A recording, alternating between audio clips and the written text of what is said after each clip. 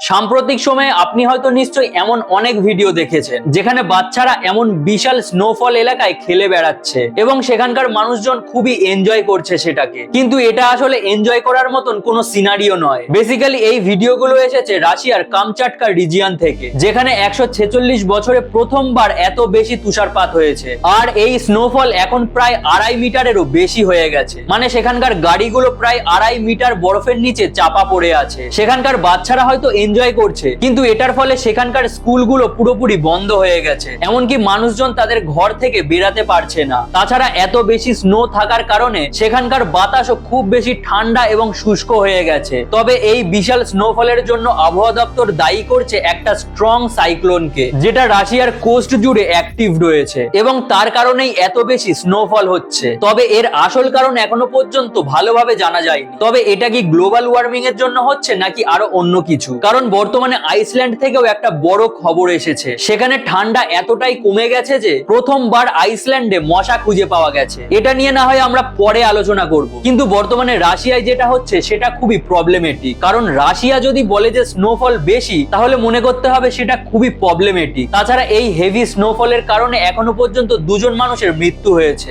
যেখানে তাদের বাড়ির ছাদ থেকে বরফ ধসে তাদের গায়ের উপরে পড়েছে এবং সেখানে রেস্কিউ অপারেশন শুরু হওয়ার আগেই তারা মারা যান। এইরকমই আরো ইনফরমেটিভ ভিডিও দেখতে চাইলে অবশ্যই ভিডিওটাকে লাইক করে পেজটাকে ফলো করে নেবেন।